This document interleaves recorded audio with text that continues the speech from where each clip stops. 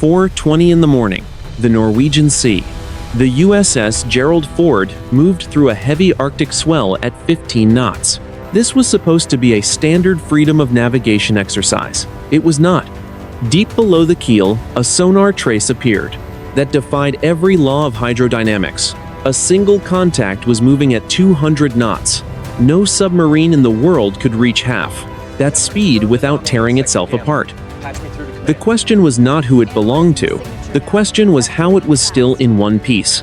The morning air was a freezing mist that clung to the flight deck. Below, in the cavernous hull of the world's largest aircraft carrier, the environment was different. The air in the Combat Information Center was recycled and dry. It smelled of ozone and stale coffee. Petty Officer Second Class Miller sat in the dimmed blue light of his station. His headset was pressed tight against his ears. He adjusted the gain on the bow-mounted sonar array. The signature was clean. It was not a school of whales. It was not a thermal layer. It was a solid, metallic object. It was currently at a depth of 400 meters. It was accelerating. Miller signaled his supervisor. The senior chief looked at the screen and went pale. He did not speak. He keyed his radio to the bridge.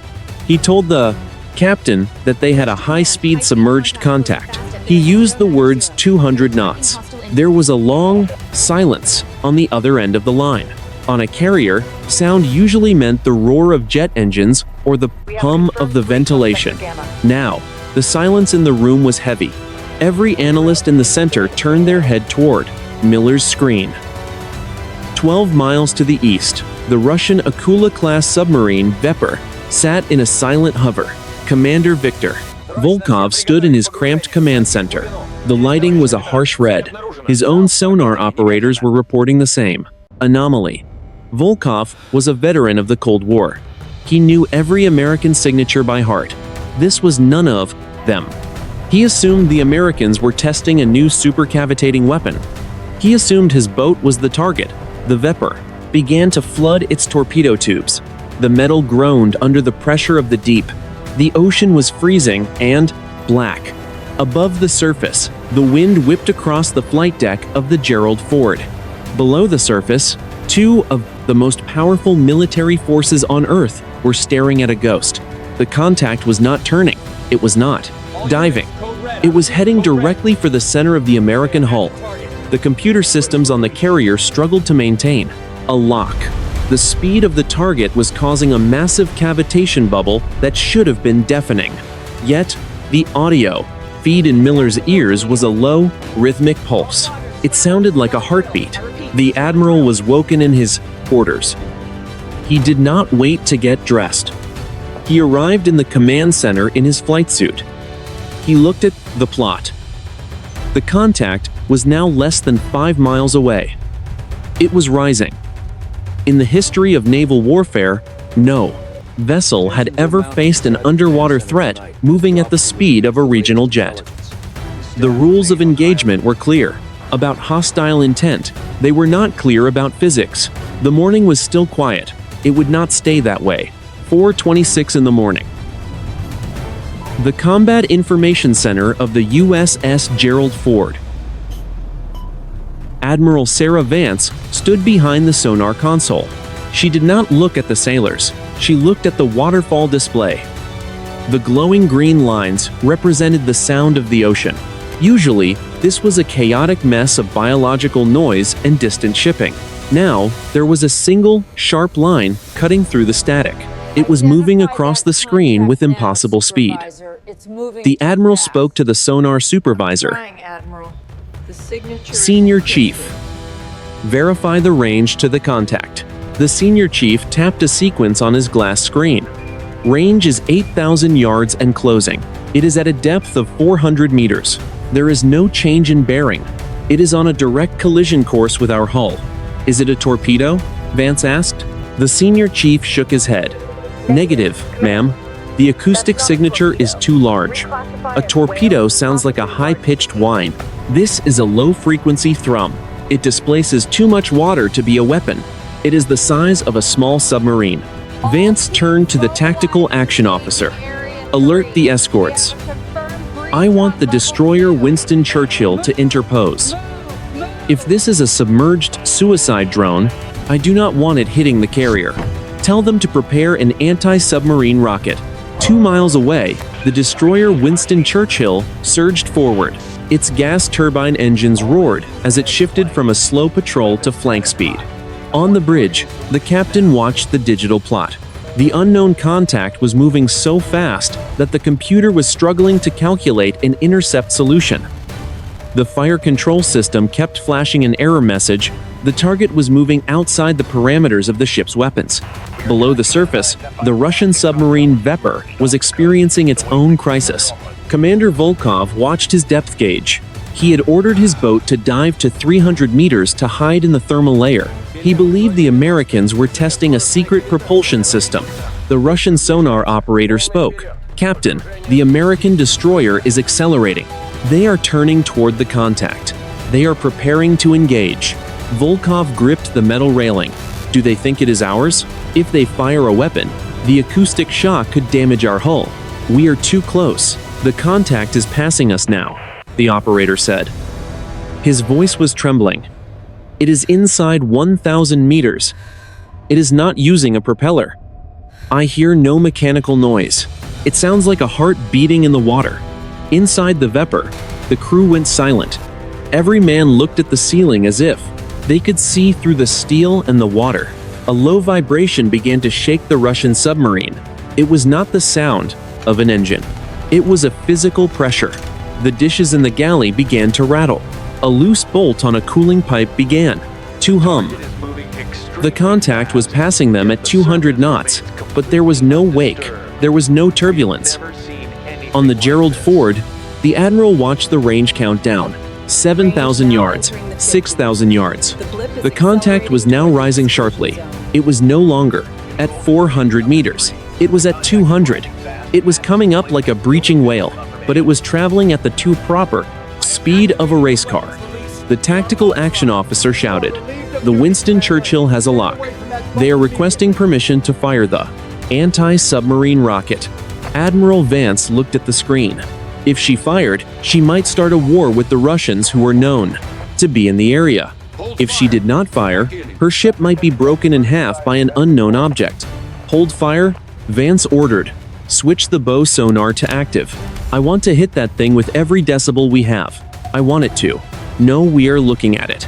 The Gerald Ford sent out a massive pulse of sound. It was a wall of energy that traveled through the water.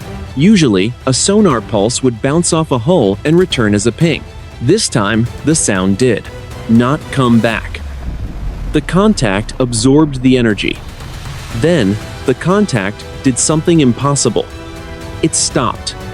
In less than 1 second, the object went from 200 knots to 0. Every person in the Combat Information Center felt their stomach drop. The physics of the move should have crushed anything inside that object. The senior chief stared at his blank screen. Contact has ceased all forward motion. It is sitting dead in the water, directly beneath us. 4:31 in the morning. The Combat Information Center of the USS Gerald Ford. The silence in the room was absolute. It was the kind of silence that happens right before a disaster. Admiral Vance leaned over the sonar console. Her eyes were fixed on the green dot. It was not moving. It had performed a maneuver that should have vaporized the water around it. There was no steam. There was no massive acoustic explosion from a sudden stop. "Senior Chief, talk to me," Vance said. Her voice was low and controlled. The senior chief wiped sweat from his forehead. "Ma'am, I have checked the array 3 times. The system is functioning. The contact is real. It is sitting at a depth of 300 meters. It is exactly 4,000 yards off our port beam. It is just hovering." "No submarine can hover like that," Miller added from his station. "Even a research sub needs propulsion to maintain depth against the currents. This thing is as still as a rock." The tactical action officer turned from his screen. "Admiral, the Winston Churchill is in position. They have a solid track on the stationary target. The captain of the Churchill is asking for permission to drop a sonar buoy pattern directly on top of it. He wants to get a visual with their towed camera." "Do it," Vance ordered, "but tell them no active pinging." I do not want to provoke it if it is a manned vessel. 4:34 in the morning. Inside the Russian submarine Vepr, Commander Volkov felt a chill that had nothing to do with the Arctic water outside. His sonar operator was pale. The Russian boat was moving at 5 knots. They were trying to be a ghost, but the object they were tracking had become the ultimate ghost. "Captain," the operator whispered, "the American destroyer is slowing down. They are hovering over the contact. They are dropping something into the water." Volkov looked at his second-in-command. "They are as confused as we are. If that was their weapon, they would be recovering it. Instead, they are investigating it. It is not American." "Then whose is it, Captain?" the second officer asked. "The Chinese do not have boats in this sector. The British and French are accounted for. This is something else. Ready the acoustic intercept," Volkov said. "If that thing makes a sound, I want to hear the vibration of the hull. I want to know what kind of metal it is made of." The Vepr began a slow, agonizing turn. Volkov was positioning his boat so that the unknown object was between him and the American carrier. He was using the anomaly as a shield. It was a classic tactical move, but it was a dangerous one. He was now less than 2,000 meters from the stationary contact. 4:38 in the morning, on the bridge of the USS Winston Churchill. The captain stood out on the bridge wing. He held a pair of high-powered night vision binoculars. The sea was a choppy mess of black and white foam. "Launch the buoy," he commanded. A small canister shot out from the side of the destroyer. It hit the water with a splash. Seconds later, a digital feed appeared on the bridge monitors. It was the view from a low-light camera suspended 50 meters below the surface. The water was murky and filled with salt spray. The camera swayed in the current. Then, the image stabilized. The crew on the bridge leaned in. They saw a shape. It was dark. It was smooth. It did not have the characteristic ridges of a submarine. It had no rudder. It had no propeller. It looked like a polished stone. "What is the size?" the captain asked.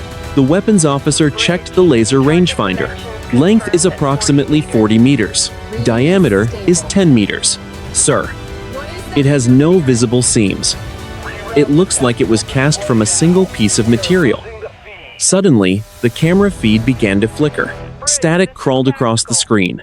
The radio in the captain's hand barked to life. It was the Gerald Ford. "Churchill. This is Ford. We are detecting a second contact, 6,000 yards to your east. It is a Russian Akula. They are moving into a firing solution." The Admiral's voice came through next. "All units, this is the Admiral. We have a confirmed Russian combatant. We have an unknown anomaly. The rules of engagement are now yellow. Do not fire unless fired upon. But lock your radars. Let them know the sky is about to get very crowded." The warning signs were no longer just anomalies. They were a trigger for a global conflict. 4:43 in the morning. The Combat Information Center of the USS Gerald Ford. Admiral Vance stood with her hands behind her back. She stared at the tactical plot. The screen was a web of overlapping circles and vectors. One red icon represented the Russian Akula. One yellow icon represented the unknown anomaly. The blue icons of her own strike group were shifting into a defensive screen. The atmosphere was no longer one of curiosity. It was one of imminent combat. The Admiral spoke to her staff. "The Russians are not here by accident. They were tracking this thing before we were. If they think we are about to capture it, they will act." "What is our current status on the rules of engagement?" The Judge Advocate General Officer answered. "Admiral, we are in international waters.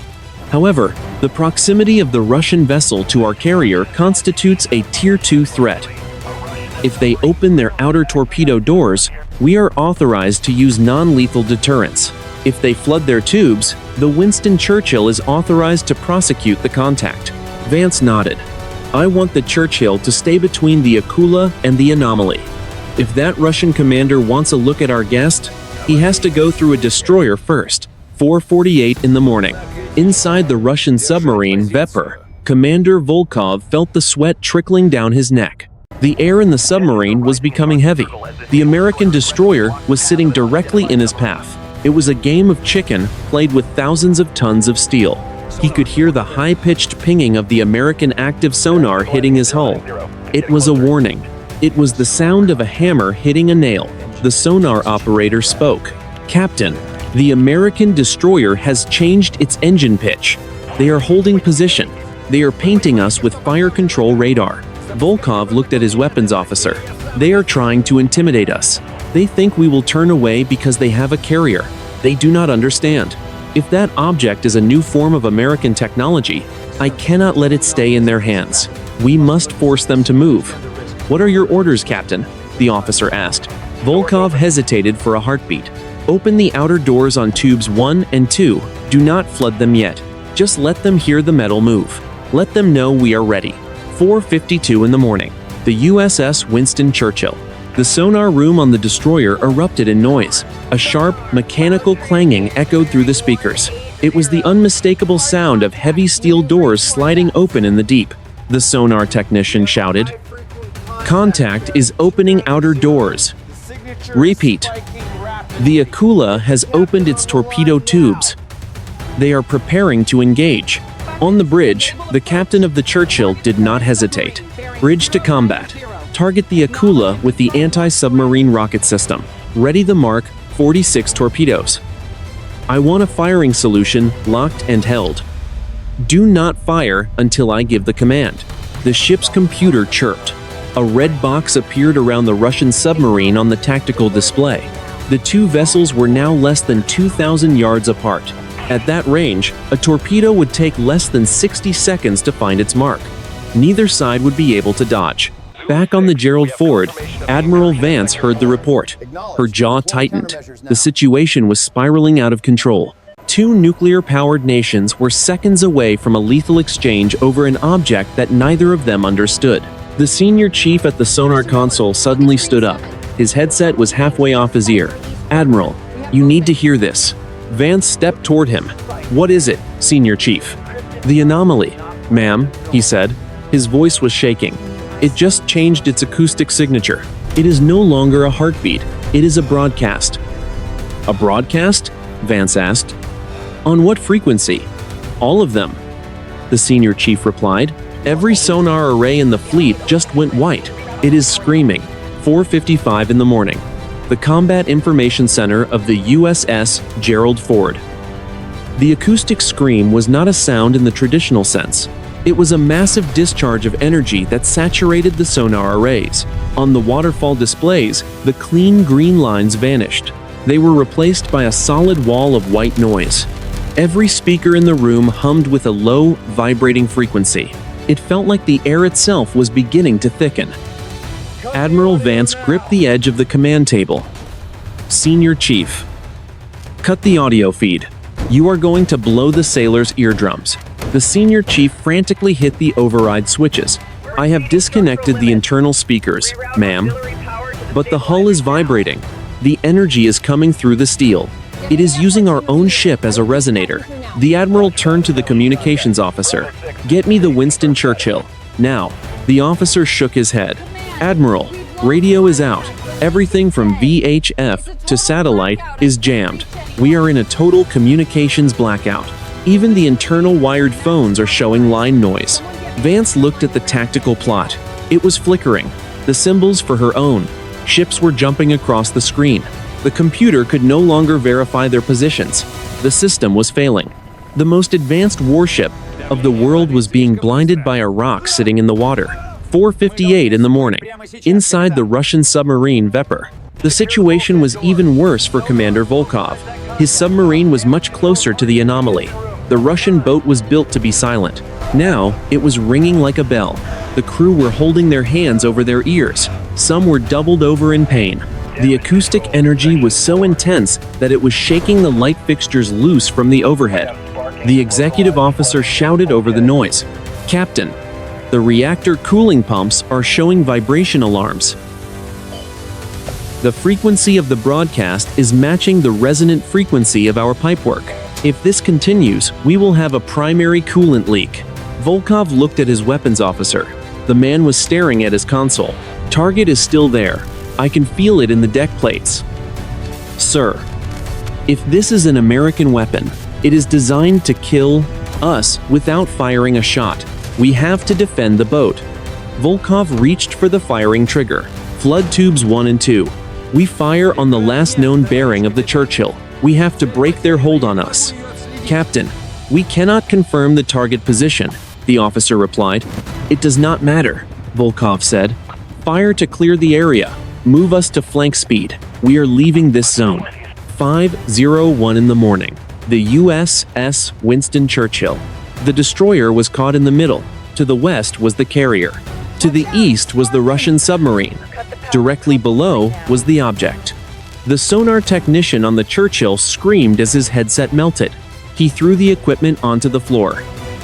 The water is boiling, he yelled. Look at the external sensors. The captain looked at the bridge monitor. The low-light camera showed the dark shape of the anomaly. The water around the object was no longer black.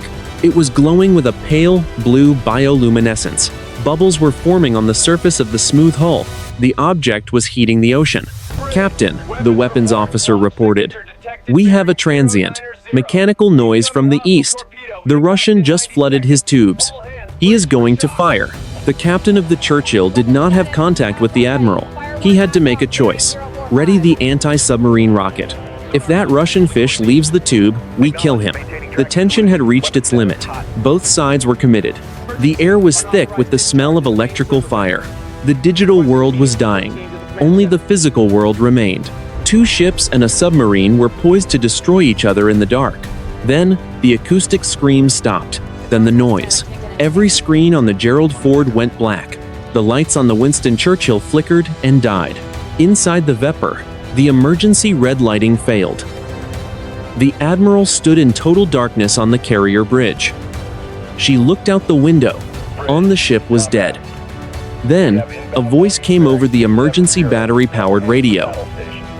It was the lookouts on the flight deck. On the ship was dead. Then, a voice came over the emergency battery-powered radio. It was the lookouts on the flight deck. Bridge. This is flight deck forward. You need to see this. The contact. It is not underwater anymore. 4:55 in the morning. The Combat Information Center of the USS Gerald Ford. The acoustic scream was not a sound in the traditional sense. It was a massive discharge of energy that saturated the sonar arrays. On the waterfall displays, the clean green lines vanished. They were replaced by a solid wall of white noise. Every speaker in the room hummed with a low, vibrating frequency. It felt like the air itself was beginning to thicken. Admiral Vance gripped the edge of the command table. Senior Chief, cut the audio feed. You are going to blow the sailors' eardrums. The senior chief frantically hit the override switches. I have disconnected the internal speakers, ma'am, but the hull is vibrating. The energy is coming through the steel. It is using our own ship as a resonator. The admiral turned to the communications officer. Get me the Winston Churchill, now. The officer shook his head. Admiral, radio is out. Everything from VHF to satellite is jammed. We are in a total communications blackout. Even the internal wired phones are showing line noise. Vance looked at the tactical plot. It was flickering. The symbols for her own ships were jumping across the screen. The computer could no longer verify their positions. The system was failing. The most advanced warship of the world was being blinded by a rock sitting in the water. 4:58 in the morning. Inside the Russian submarine Vepr, the situation was even worse for Commander Volkov. His submarine was much closer to the anomaly. The Russian boat was built to be silent. Now, it was ringing like a bell. The crew were holding their hands over their ears. Some were doubled over in pain.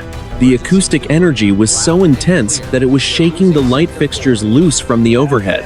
The executive officer shouted over the noise. Captain, the reactor cooling pumps are showing vibration alarms. The frequency of the broadcast is matching the resonant frequency of our pipework. If this continues, we will have a primary coolant leak. Volkov looked at his weapons officer. The man was staring at his console. Target is still there. I can feel it in the deck plates. Sir, if this is an American weapon, it is designed to kill. Us without firing a shot. We have to defend the boat. Volkov reached for the firing trigger. Flood tubes 1 and 2. We fire on the last known bearing of the Churchill. We have to break their hold on us. Captain, we cannot confirm the target position, the officer replied. It does not matter, Volkov said. Fire to clear the area. Move us to flank speed. We are leaving this zone. 5:01 in the morning. The USS Winston Churchill. The destroyer was caught in the middle. To the west was the carrier. To the east was the Russian submarine. Directly below was the object. The sonar technician on the Churchill screamed as his headset melted. He threw the equipment onto the floor. The water is boiling, he yelled. Look at the external sensors. The captain looked at the bridge monitor. The low-light camera showed the dark shape of the anomaly. The water around the object was no longer black. It was glowing with a pale, blue bioluminescence. Bubbles were forming on the surface of the smooth hull. The object was heating the ocean. Captain, the weapons officer reported, we have a transient, mechanical noise from the east. The Russian just flooded his tubes. He is going to fire. The captain of the Churchill did not have contact with the admiral. He had to make a choice. Ready the anti-submarine rocket. If that Russian fish leaves the tube, we kill him. The tension had reached its limit. Both sides were committed. The air was thick with the smell of electrical fire. The digital world was dying. Only the physical world remained.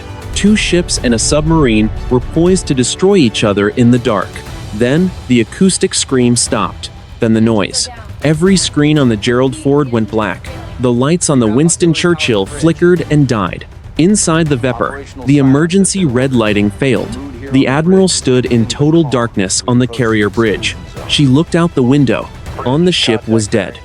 Then, a voice came over the emergency battery-powered radio. It was the lookouts on the flight deck. On the ship was dead. Then, a voice came over the emergency battery-powered radio. It was the lookouts on the flight deck. Bridge. This is flight deck forward. You need to see this.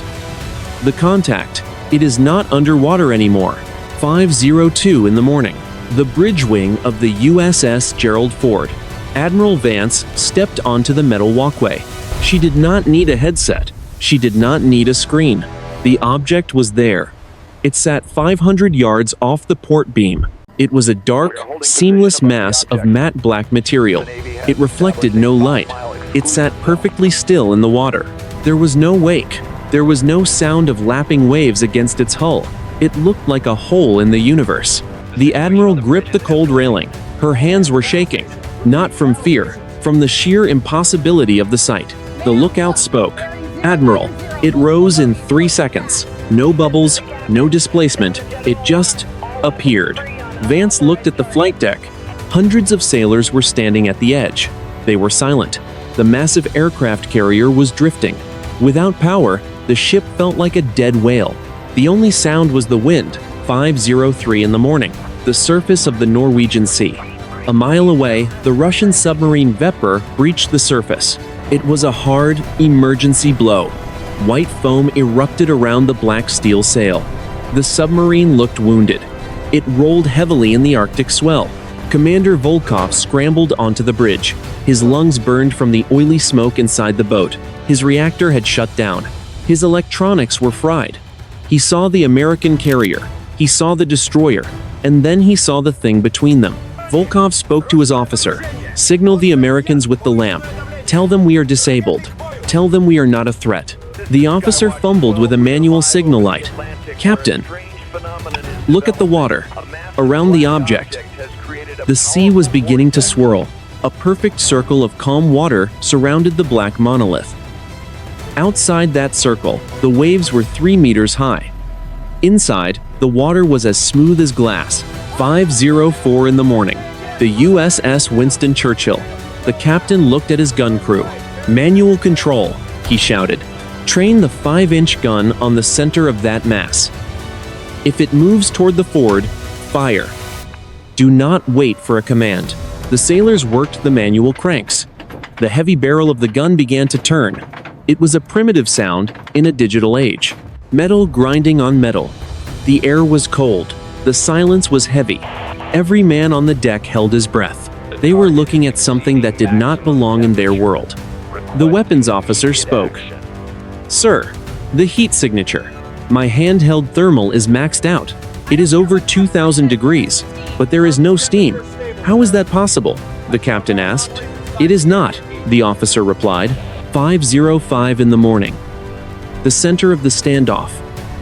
Three symbols of human power stood paralyzed. A carrier, a destroyer, a submarine. All were silent. All were helpless. The object began to change. The matte black surface started to ripple. It looked like liquid. A deep, pulsing violet light emerged from the center of the black stone. The light was not a beam. It was a glow that seemed to come from inside the atoms of the material. The vibration returned. It was no longer a scream. It was a low-frequency hum that moved through the bones of every sailor in the fleet. Admiral Vance watched from the bridge. She saw the violet light reflect in the eyes of her crew. She saw the Russian commander watching from his sail. She saw the gun barrel of the Churchill pointed at the heart of the mystery. The light grew brighter. The hum grew into a roar. The water began to rise around the object. Not in a spray, but in a solid wall of blue crystal. 5:06 in the morning. The Norwegian Sea. The violet light reached a blinding intensity. It did not hurt to look at. It felt like a physical weight against the eyes. Admiral Vance watched from the bridge wing as the matte black surface of the object began to peel away. It did not flake off. It folded inward. The object was not a solid mass. It was a structure of infinite, shifting layers. It looked like a machine designed by a geometry that did not belong to Earth. "Admiral, look at the consoles," the lookout shouted. Vance stepped back into the bridge. The dark screens were no longer black. They were glowing with a pale, steady light. Every monitor on the USS Gerald Ford had come back to life simultaneously, but the ship's operating system was gone. There were no radar sweeps. There were no weapon status bars. Instead, every screen displayed a single, high-definition image. 5:07 in the morning. The Combat Information Center. Senior Chief Miller stared at his display. "It is a map," he whispered, "but the coastlines are wrong." The image showed a global projection of the Earth. The continents were recognizable, but the sea levels were hundreds of feet lower. Land bridges connected Siberia to Alaska. The United Kingdom was a peninsula of Europe. Red dots were blinking across the map. There were hundreds of them. Most were located in the deepest trenches of the world's oceans. One dot was pulsing rhythmically. It was located exactly where the Gerald Ford was currently drifting. "Is it a countdown?" Miller asked. "Admiral, the dots are turning white, one by one." 5:08 in the morning. Inside the Russian submarine Vepr, Commander Volkov stood in front of his sonar station. The red emergency lighting was gone. The Russian screens were showing the exact same map as the American carrier. Volkov felt a cold sweat on his neck. He was a man of cold logic and hard steel. He did not believe in ghosts, but he was looking at a ghost of the planet from 10,000 years ago. "Captain," the sonar operator said. His voice was thin and brittle. "The signal. It is not coming from the object anymore. It is coming from below us, from the seabed." "How deep?" Volkov asked. 6,000 meters, the abyssal plain. The operator adjusted a dial. The speakers on the Vepr did not emit a scream this time. They emitted a voice. It was not human. It was a series of mathematical tones that translated directly into the brain. It bypassed the ears. It was a warning. It was a broadcast. Every sailor in the Norwegian Sea heard the same three syllables. 5, 4, 3. 5:09 in the morning. The pivot. The object did not explode. It did not fire a beam. It did not move. It vanished. The implosion happened in a fraction of a second. The space where the 40-meter object had been was suddenly a vacuum.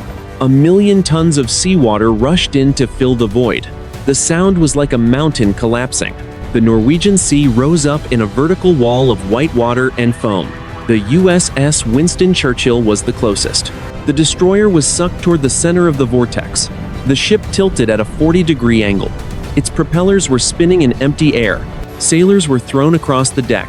On the Gerald Ford, the massive hull groaned under the strain of the displacement wave. The carrier was pushed sideways with the force of a tectonic shift. Below the surface, the Vepr was caught in the downward suction. The submarine was dragged toward the bottom like a stone. Commander Volkov shouted for emergency power, but there was none. They were falling into the dark. Then, the water went still. The violet light was gone. The map on the screens flickered and vanished. The Norwegian Sea returned to a choppy, freezing gray. The object was gone. It had left no debris, no oil slick, no radiation. It had simply deleted itself from existence. 5:10 in the morning. The bridge of the USS Gerald Ford. The emergency power finally kicked in. The hum of the ventilation returned. The lights flickered to a dim yellow. Admiral Vance stood up from the floor. Her forehead was bleeding. She looked out the window. The Winston Churchill was still afloat, but it was listing to starboard. The Russian submarine was nowhere to be seen. The ocean was empty. The admiral picked up the handset. It was dead. She looked at the senior chief. Did we record the map? The senior chief looked at his blank console. He was trembling.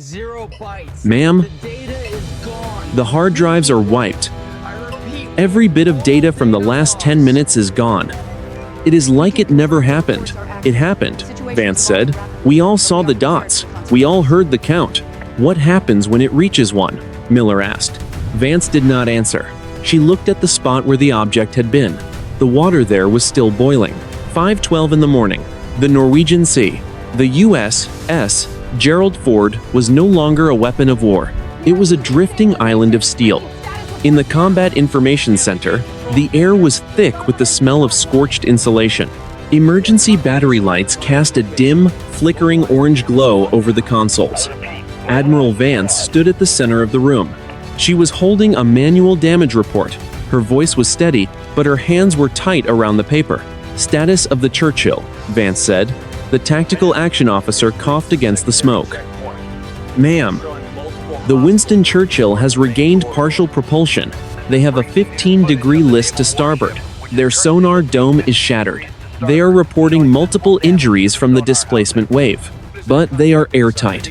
And the Russian? Vance asked. Sonar is still coming back online, Admiral. We have no visual. The Vepr was caught in the downwash. It is possible they were driven into the seabed. 5:15 in the morning. Below the surface of the Norwegian Sea, inside the Russian submarine Vepr, the darkness was absolute. The boat was tilted at a severe angle. The sound of groaning metal echoed through the hull. Commander Volkov was strapped into his command chair. He could hear the sound of water spraying from a high-pressure leak in the rear compartment. Report, Volkov commanded. His voice was a rasp. Depth is 450 meters, the navigator replied. We are still sinking. The trim tanks are not responding. We have lost the main battery. Blow the emergency tanks, Volkov said. Manual override. Break the glass. Pull the levers. Two sailors threw their weight against the rusted iron handles. A dull thud vibrated through the floorboards. High-pressure air hissed into the ballast tanks. For a long, agonizing minute, the submarine continued to slide toward the crushing depths of the Arctic floor. Then, the descent slowed. The needle on the depth gauge wavered. It began to move backward. 5:20 in the morning, the surface. The Vepr breached for the second time. It did not come up gracefully. It crashed through the waves like a wounded animal. It was less than 800 yards from the USS Winston Churchill. Both vessels were battered. Both were nearly blind. On the bridge of the Gerald Ford, Admiral Vance watched the Russian submarine through a pair of traditional glass binoculars. She saw the smoke rising from the Vepr's sail. She saw the American destroyer struggling to maintain its heading. The three most sophisticated naval machines in the region were now reduced to relics of the 20th century. The communications officer spoke up. Admiral, I have a low power signal on the international hailing frequency. It is the Russian commander. He is using a handheld radio. Vance took the handset. This is Admiral Vance of the USS Gerald Ford.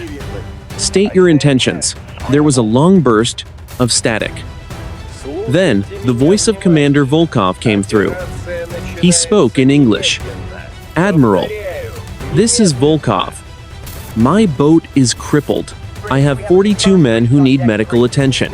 I am declaring a state of emergency. Vance looked at the spot where the violet light had been. The water was still churning with white foam. Commander, we have seen the same thing.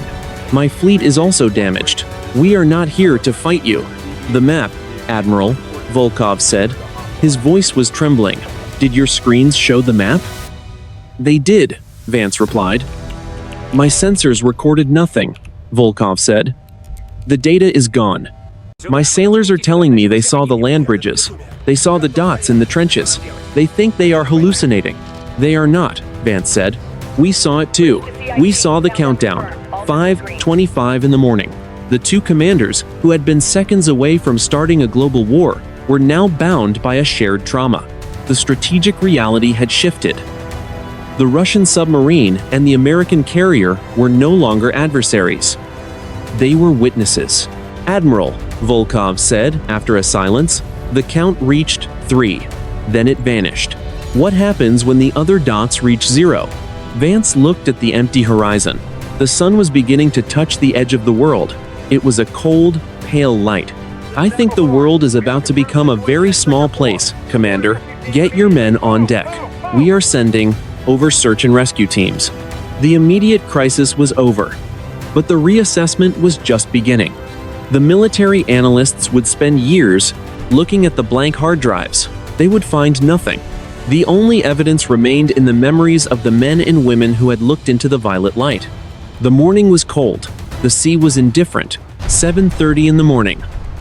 The flight deck of the USS Gerald Ford. The Arctic sun was a cold, pale disk on the horizon. It offered light but no warmth. On the massive 4.5-acre deck, a sight was unfolding that would have been unthinkable 2 hours earlier. An American Seahawk helicopter touched down. It was carrying 15 Russian sailors from the Vepr. They were shivering. They were covered in hydraulic oil. They were being met not by guards with rifles, but by corpsmen with blankets and hot coffee. Admiral Vance stood on the Vulture's row balcony. She watched the silent transfer. There was no talking. The American sailors and the Russian submariners looked at each other with a strange, hollow expression. It was the look of people who had seen a ghost and were waiting for someone to tell them it was not real. Admiral, a voice said behind her. She turned. It was the chief intelligence officer. He looked exhausted. His uniform was rumpled. He held a tablet that was barely functioning. The electronic sweep is finished, he said. The news is not good. Every solid-state drive within 10 miles of the anomaly was wiped clean. It was not an electromagnetic pulse. If it were a pulse, the circuits would be fried. The hardware is fine. The data was simply deleted. It is as if a giant magnet passed over every bit and byte of our digital memory. 9:15 in the morning.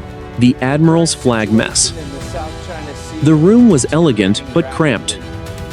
It was usually reserved for high-level briefings. Today, it held a small gathering. Of the two most powerful commanders in the Norwegian Sea, Admiral Vance sat at the head of the table. Across from her sat Commander Volkov. He was wearing a borrowed American flight suit. His eyes were bloodshot. My boat will not submerge again without a dry dock, Volkov said. His voice was a low growl. The hull integrity is compromised. The internal sensors are dead. I have sent my final report via a manual-coded light to my Northern Fleet Command. Vance leaned forward. And what did you tell them, Commander? Volkov looked at his coffee. I told them we encountered a phenomenon of unknown origin. I told them the Americans did not fire. I told them the Americans saved my crew. He paused. He looked up at Vance. But I did not tell them about the map. They would think I have lost my mind. Land bridges, dots in the Marianas Trench, they would send me to a hospital, not a promotion. Vance nodded slowly. We are in the same position. My analysts are trying to reconstruct the image from memory. We have 30 different sailors drawing what they saw. The sketches are identical. They all show the blinking dots. They all show the coastlines from the last ice age. It was a warning, Volkov said, or an invitation. 11:45 in the morning. The sonar equipment room. Senior Chief Miller was sitting on the floor. He was surrounded by piles of dismantled hardware. He was holding a small, silver component from the bow array. It was a transducer. It was designed to convert sound into electrical signals. It was a rugged piece of military equipment. He looked at the surface of the metal. It was no longer smooth. It was covered in a fine, crystalline frost. But the room was not freezing. He touched the frost with his gloved finger. It did not melt. It felt like glass. "Sir," Miller called out to the engineering officer, "I found something. It is not on the hard drives. It is physical." The officer knelt beside him. "What is it?" "The acoustic energy," Miller said. "It was so intense, it changed the molecular structure of the sensors. Look at the pattern. Under a magnifying glass, the frost was not random. It was a series of geometric shapes. They were tiny, interlocking hexagons. They were vibrating. It was too fast to see, but Miller could feel it in his fingertips, a faint, rhythmic pulse. "Is it still broadcasting?" the officer asked. Miller put his ear near the component. The room was silent. The ship's engines were humming far below. But inside the metal, there was a sound. It was the three-syllable count. It was much slower now. It sounded like it was coming from a great distance.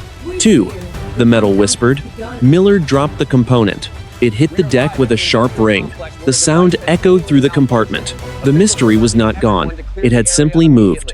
Inside the ship, 12:30 in the afternoon, the Norwegian Sea. The USS Gerald Ford sat low in the water. The flight deck was no longer a hive of activity. It was a staging area for a somber departure. A heavy ocean tug, the USS Grapple, had arrived from its station near Tromsø. It was now tethered to the Russian submarine Vepr by a massive nylon hawser. The steel cable groaned as it took the strain of the crippled boat. The Russian submarine was a dark, jagged shape against the gray waves. It looked like a relic from a different era. Admiral Vance stood on the signal bridge. She watched through her binoculars.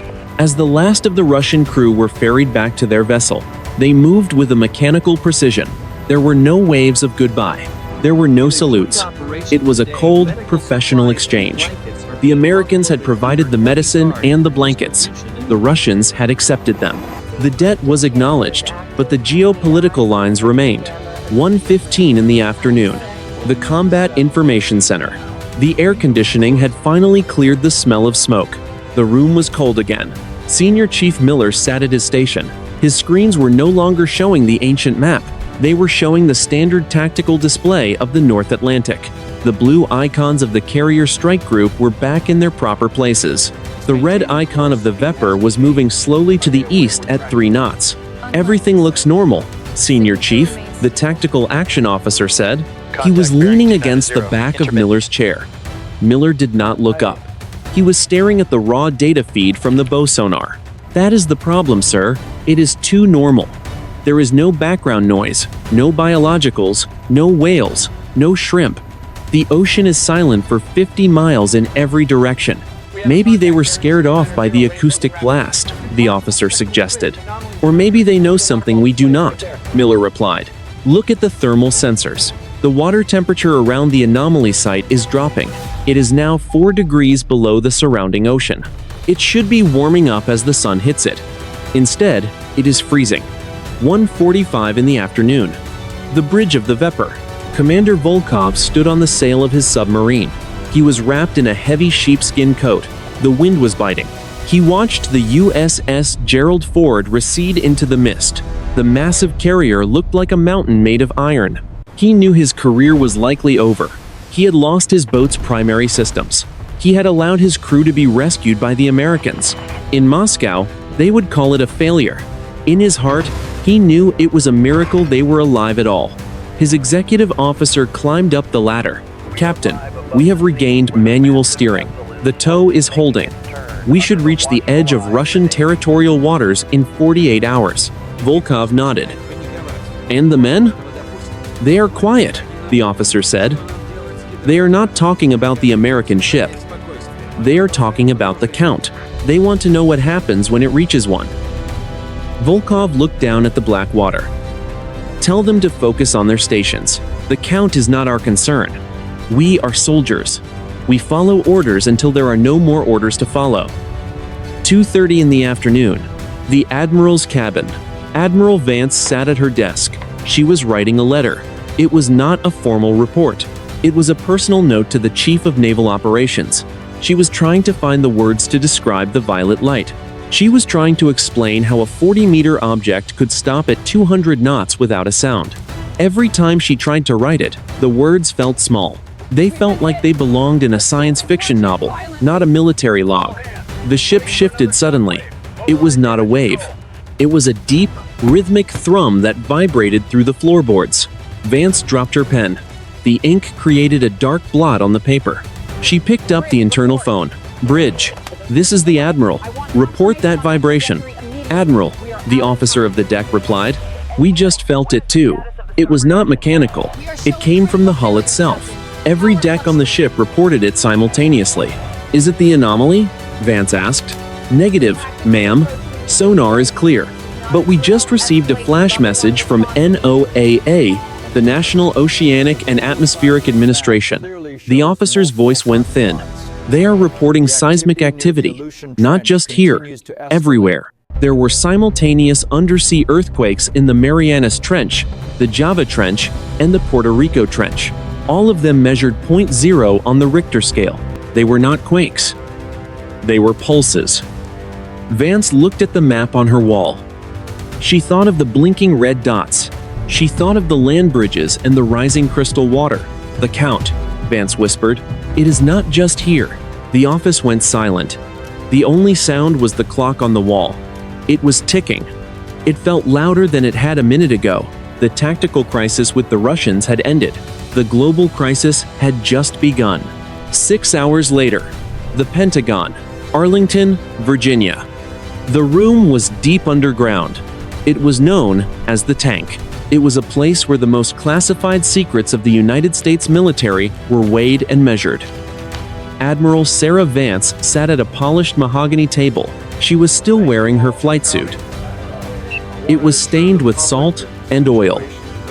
She looked out of place among the pristine uniforms of the Joint Chiefs of Staff. On the wall behind her, a massive digital screen showed a map of the world. It was not the map from the Norwegian Sea. It was a live satellite feed. A 4-star general leaned forward. "Admiral, we have reviewed the black box data from the escort ships. We have reviewed the personal statements from 3,000 sailors. The stories are consistent, but the data is non-existent. You are telling us that a 40-meter object moved at 200 knots, stopped instantly, and then deleted the hard drives of a carrier strike group." "That is exactly what I am telling you, General," Vance said.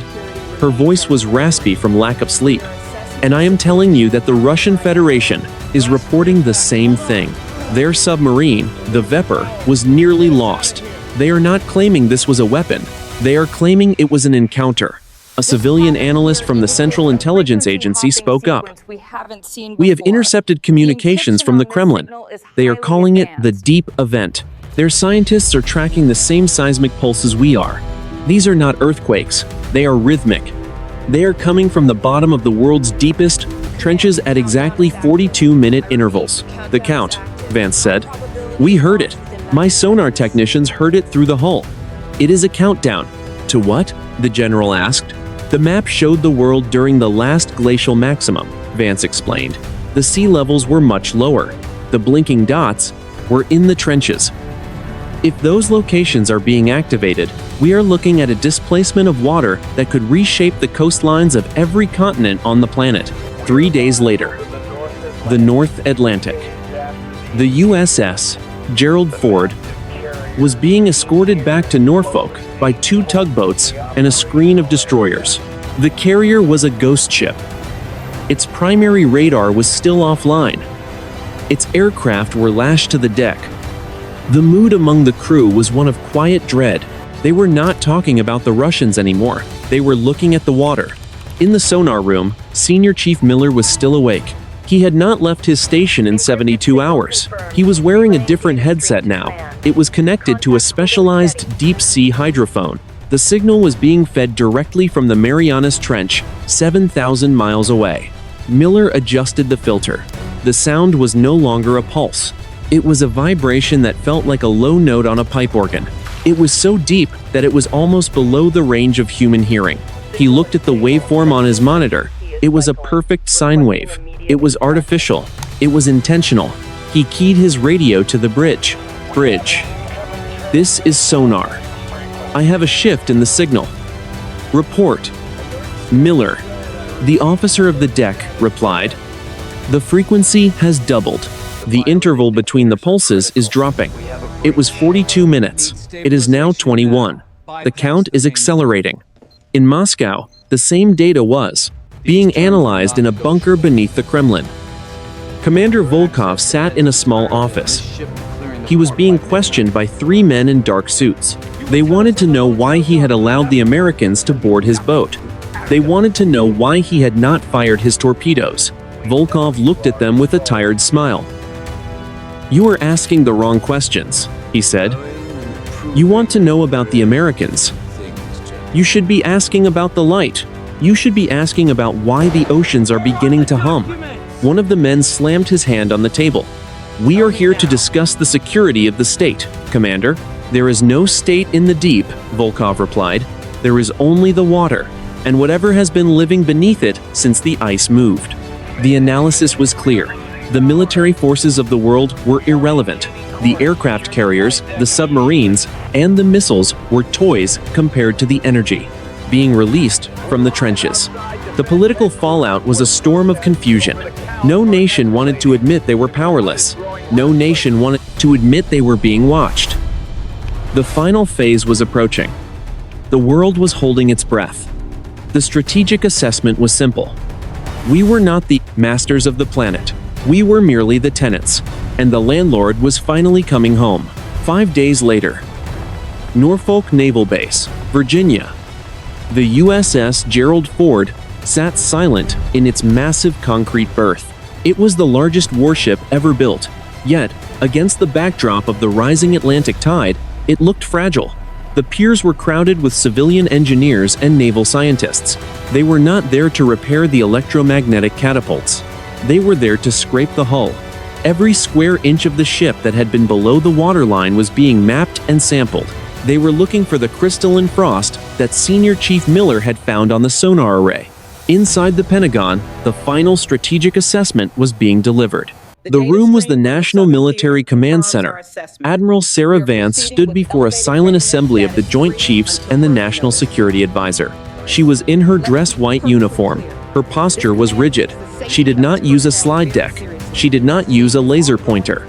She spoke from memory. The count stopped at 1, Vance said.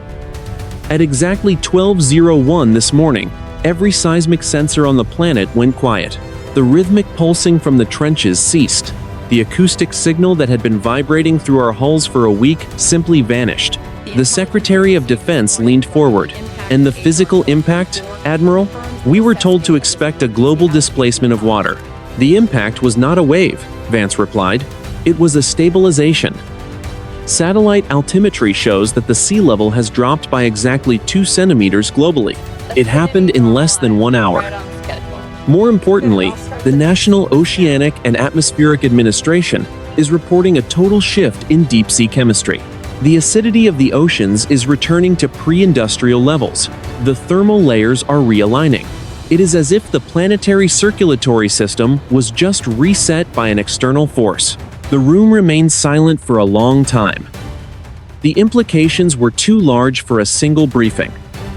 The military leaders of the world were used to threats they could shoot at. They were used to adversaries with flags and borders. They were not prepared for a landlord who had decided to perform maintenance on the house. 2 weeks later, the Norwegian Sea. A Russian research vessel moved slowly over the coordinates where the encounter had begun. On the bridge, Commander Volkov stood in civilian clothes. He had been cleared of any wrongdoing, but he was no longer a submarine commander. He was a consultant for the Russian Academy of Sciences. He looked out at the water. It was a deep, vibrant blue. It was clearer than he had ever seen it. He held a small handheld radio. He was waiting for a signal that he knew might never come. His sonar team was monitoring the abyss. They were hearing nothing but the natural sounds of the sea. The heartbeat was gone. The violet light was a memory. But Volkov did not feel relieved. He felt watched. Inside the Combat Information Center of the Gerald Ford, Senior Chief Miller sat at a new console. His station had been completely rebuilt. The hardware was fresh. The software was updated. But he had kept one thing from the encounter. It was a small piece of the crystalline frost, sealed in a vacuum jar. It did not glow. It did not vibrate. But when he looked at it, he felt a strange sense of perspective. The final report on the deep event was classified as above top secret. It was never shared with the public. The official story was a rare seismic anomaly caused by plate tectonics. The Russian and American governments agreed to the lie. It was the only way to maintain the illusion of control. But the strategic reality had changed forever. The USS Gerald Ford and the Vepr had been the most advanced weapons of their kind. They had represented the peak of human engineering and lethal intent, and they had been turned off like toys by a shadow in the water. Modern warfare had always been decided by who fired first. After the Norwegian Sea, the world's navies learned a different lesson. They learned that the most powerful weapon is not the one that destroys. It is the one that reminds you that you are not the primary occupant of the world. The ocean covers 70% of the planet. We have mapped the moon. We have sent probes to the edge of the solar system, but we have only seen 5% of the deep. The morning sun finally broke through the Arctic clouds. The water was calm. The sensors were quiet. But for those who had heard the count, the silence was no longer empty. It was waiting.